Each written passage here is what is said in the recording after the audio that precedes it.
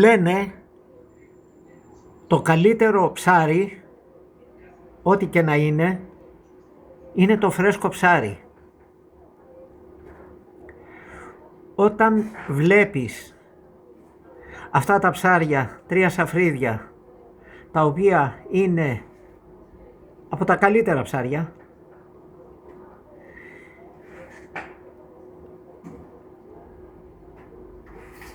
τα οποία βάζεις στο φούρνο,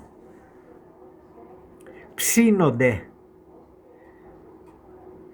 και όταν αυτά συνοδεύονται από άγρια χόρτα του βουνού, άγρια χόρτα τα Αιγέτου, τότε μιλάμε για ένα από τα καλύτερα γεύματα που μπορεί κάποιος να φάει.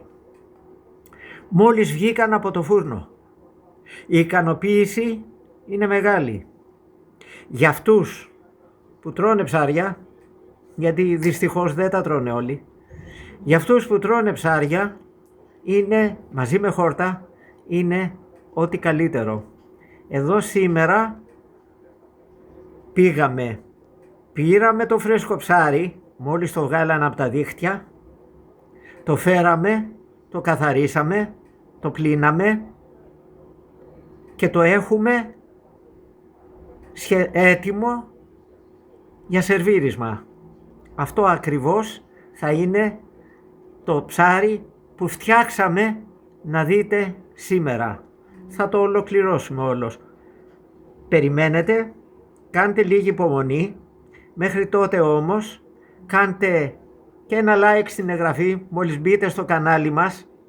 Ελλήνων γεύσεις, Ελλήνων παραδοσιακές γεύσεις, και το ψάρι είναι μια παραδοσιακότατη γεύση.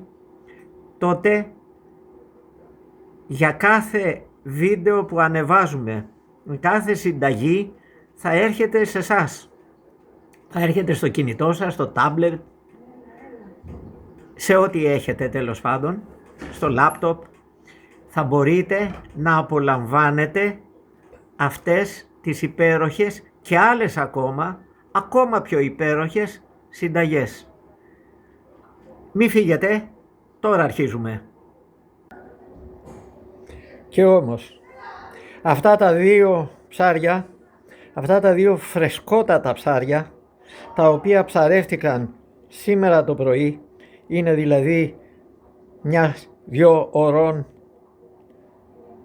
έχουν δημιουργήσει ένα γεύμα το οποίο είναι από τα ωραιότερα που μπορεί να υπάρχει, αλλά σε αυτούς όμως οι οποίοι θέλουν να τρώνε ψάρια, τους αρέσει το φρέσκο ψαράκι. Το φρέσκο ψάρι πάντα ήταν το ακριβό ψάρι, το πολύ φρέσκο, και αυτό ανήκει στην κατηγορία του φρέσκου ψαριού. Το φρέσκο ψάρι θα το φάμε σκέτο ψάρι ή θα πρέπει να συνοδεύεται και με κάτι άλλο? Είναι γεγονός ότι το ψάρι με τα άγρια χόρτα του βουνού είναι ό,τι καλύτερο υπάρχει. Εμείς τα έχουμε και τα δύο. Σήμερα θα σας προσφέρουμε και τα δύο. Όμως θα σας πούμε τι χρειάζεται. Πέρα από δύο πολύ φρέσκα ψαράκια, βάλαμε λίγο κρεμμυδάκι μέσα, βάλαμε λίγο πράσο, βάλαμε ρίγανίτσα, ελαιόλαδο καλαμάτας, και αυτό έμεινε περίπου στη 1 ώρα μέσα στο φούρνο, κάπου στους 200 βαθμούς. 200-210 βαθμούς έμεινε περίπου 1 ώρα. Το αποτέλεσμα είναι αυτό που βλέπετε. Αλλά δεν είναι το πλήρες αποτέλεσμα. Το πλήρες αποτέλεσμα, αν δεν φύγετε, μείνετε μαζί μας, μείνετε συντονισμένοι στο κανάλι μας, θα το δείτε αμέσως μετά. Τώρα το γεύμα είναι πιο συμπληρωμένο. Πέρα από τα υπέροχα ψαράκια, πάμε στα άγρια χόρτα τα Αιγέτου. Αυτά που εδώ οι ντόπιοι τα λένε αγκιναράκια. Δείτε χόρτα άγρια.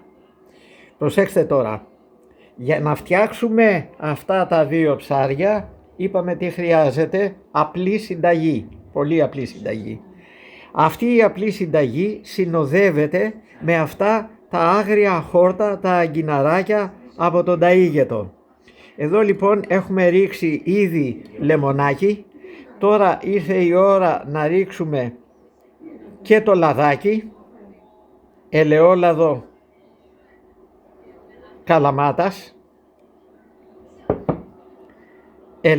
καλαμάτας, ήρθε η ώρα να το συμπληρώσουμε και αυτό και αυτά και τα δύο μαζί μας κάνουν ένα γεύμα υπέροχο, ένα γεύμα φανταστικό, ένα γεύμα που αρέσει μόνο σε εκείνους οι οποίοι γουστάρουν ψάρι, φρέσκο ψάρι.